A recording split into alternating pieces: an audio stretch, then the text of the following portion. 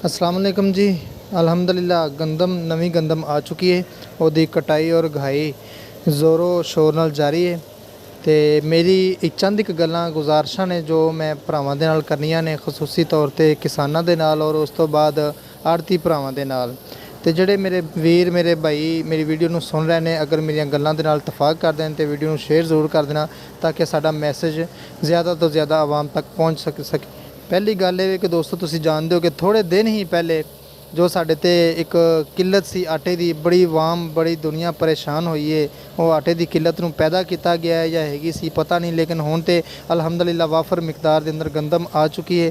ਤੇ ਮੇਰੀ ਗੁਜ਼ਾਰਿਸ਼ ਹੈ ਕਿਸਾਨ ਭਾਈਆਂ ਵਾਸਤੇ ਕਿ ਆਪਣੀ ਜ਼ਰੂਰਤ ਦੇ ਮੁਤਾਬਕ ਤੁਸੀਂ ਗੰਦਮ ਆਪਣੇ ਘਰ ਰੱਖ ਲਵੋ, ਬਾਕੀ ਤੁਸੀਂ ਗੰਦਮ ਨੂੰ ਵੇਚ ਦਿਓ। ਔਰ ਉਸ ਤੋਂ ਬਾਅਦ ਆੜਤੀ ਭਰਾਵਾਂ ਅੱਗੇ ਗੁਜ਼ਾਰਿਸ਼ ਹੈ ਕਿ ਬਰਾਏ ਕਰਮ ਬਰਾਏ ਮਿਹਰਬਾਨੀ ਤੁਸੀਂ ਜੋ ਰੇਟ ਤੈਅ ਹੋਵੇ ਮਾਰਕੀਟ ਦੇ ਵਿੱਚ, ਉਸ ਮਾਰਕੀਟ ਦੇ ਰੇਟ ਦੇ ਮੁਤਾਬਕ ਤੁਸੀਂ ਗਰੀਬਾਂ ਤੱਕ ਗੰਦਮ ਪਹੁੰਚਾਓ। ਇਹਨੂੰ ਸਟਾਕ ਨਾ ਕਰੋ, ਕਿਉਂਕਿ ਸਟਾਕ ਕਰਨਾ ਇੱਕ ਮੁਸਲਮਾਨ ਵਾਸਤੇ ਬਾਇਸੇ ਅਜ਼ਾਬ ਹੈਗਾ ਕਿ ਅਗਰ ਅਸੀਂ ਅੱਛੇ ਮੁਸਲਮਾਨ ਆ, ਅੱਛੇ ਇਨਸਾਨ ਆ, ਤਾਂ ਫਿਰ ਸਾਨੂੰ ਸਟਾਕ ਵੱਲ ਨਹੀਂ ਜਾਣਾ ਚਾਹੀਦਾ। ਕਿਉਂਕਿ ਇਸ ਟਾਈਮ ਆਵਾਮ ਨੂੰ ਜ਼ਰੂਰਤ ਹੈ, ਗਰੀਬਾਂ ਨੂੰ ਜ਼ਰੂਰਤ ਹੈ, ਜਿਨ੍ਹਾਂ ਨੇ ਪੂਰਾ ਸਾਲ ਆਪਣੇ ਬੱਚਿਆਂ ਨੂੰ ਖਾਣਾ ਖਿਲਾਣਾ ਹੈ, ਆਟਾ ਖਿਲਾਣਾ ਹੈ, ਖੁਦ ਵੀ ਖਾਣਾ ਹੈ। ਉਹਨਾਂ ਵਾਸਤੇ ਆਸਾਨੀ ਦਾ ਬਾਇਸ ਬਣੋ। ਅੱਲਾਹ ਪਾਕ ਅੱਲਾਹ ਪਰਵਰदिगार ਤੁਹਾਡੇ ਵਾਸਤੇ ਵੀ ਆਸਾਨੀਆਂ ਕਰੇਗਾ ਔਰ ਹਰ ਮੁਸਲਮਾਨ ਵਾਸਤੇ ਆਸਾਨੀ ਕਰੇ।